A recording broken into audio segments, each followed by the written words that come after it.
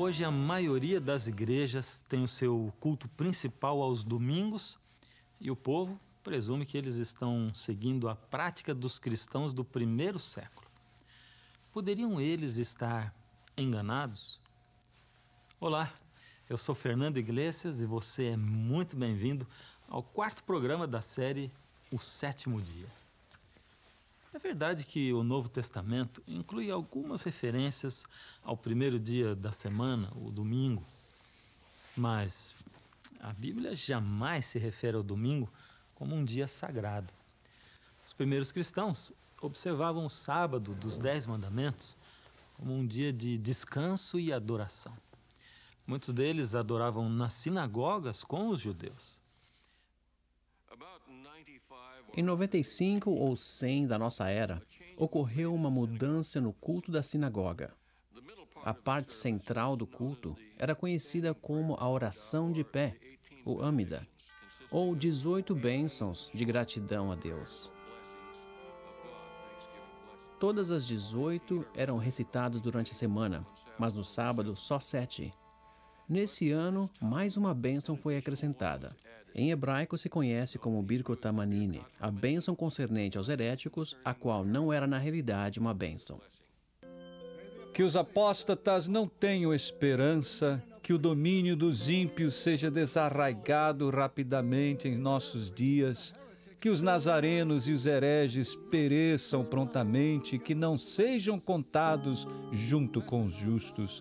Bendito sejas, nosso Deus eterno, que esmaga o ímpio. Isso serviu para desmascarar os cristãos, porque a qualquer um se podia pedir que dirigisse a recitação. Se esperava que todo mundo dissesse amém no final de cada recitação, e isso era muito incômodo e ainda impossível para os cristãos participarem daí para adiante nesse culto, dirigido pelos fariseus. A evidência dessa bênção nos ajuda a ver mais claramente o cristianismo do primeiro século. Fica claro que os cristãos guardavam o sábado, o santo dia do Senhor, juntamente com os seus irmãos judeus. Mas agora os judeus estavam tornando-se menos tolerantes com os cristãos. Por sua parte, os cristãos começaram a questionar se valia a pena relacionar-se com os judeus. Nos escritos da igreja primitiva, nota-se que os cristãos estavam desesperados por separar-se dos judeus e distinguirem-se a si mesmos.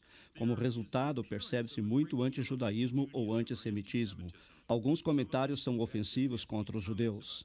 Outros falam do afastamento daquilo que consideravam a religião do Velho Testamento. Havia razões práticas para os cristãos se distanciarem dos judeus. Não há dúvida que eles foram levados pelo sentimento da corrente antijudaica. Não é de se surpreender, dado o nível do conflito entre os judeus e o Império Romano da época.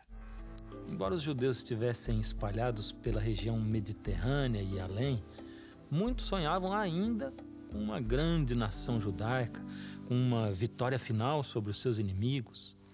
Na África do Norte, por volta do ano 115 da nossa era, esses sonhos acabaram em violência. Diz assim o historiador Diocácios. Os judeus da região de Cirenaica tinham elegido Andréas como líder e estavam derrotando tanto aos romanos como aos gregos.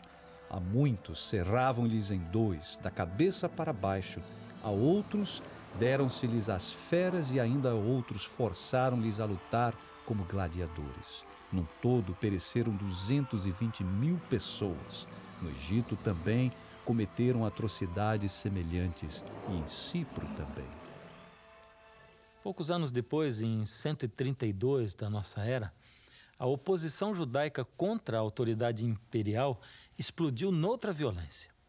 Dessa vez foi em Jerusalém. O líder dos judeus nessa época era um homem chamado Bar Cocheba, que significa uma estrela, que possuía o caráter de um ladrão e assassino. Contudo, se aproveitando do seu nome, se gabava a todos, como se eles fossem escravos, que ele possuía poderes maravilhosos, e ele fazia de conta que era uma estrela que descera até eles vindo do céu para trazer-lhes luz no meio da sua desgraça. Os documentos antigos nos dão duas razões para a rebelião de Bar Kokhba. A primeira foi a proibição da circuncisão pelo imperador Adriano. Os judeus não seriam mais permitidos a praticar circuncisão.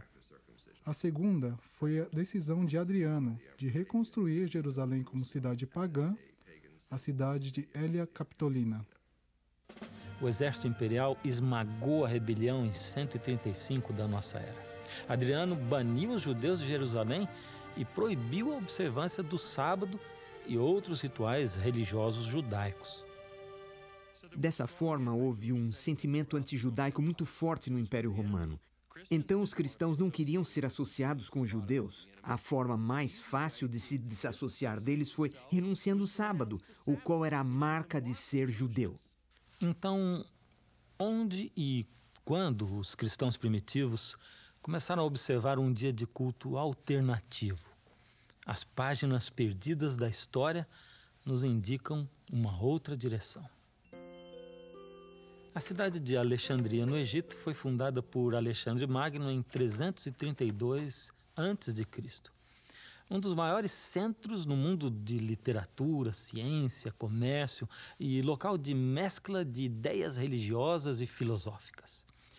A evidência sólida de que os cristãos de Alexandria foram os primeiros a substituir a observância do sábado pelo primeiro dia, ou seja, pelo domingo.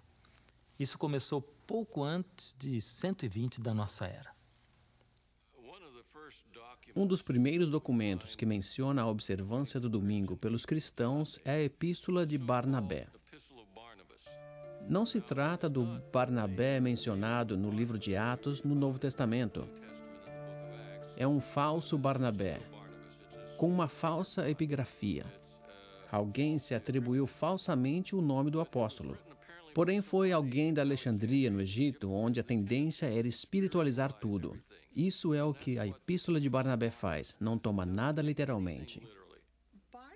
Esse Barnabé crê que as escrituras hebraicas são um dom para aqueles que realmente as entendem.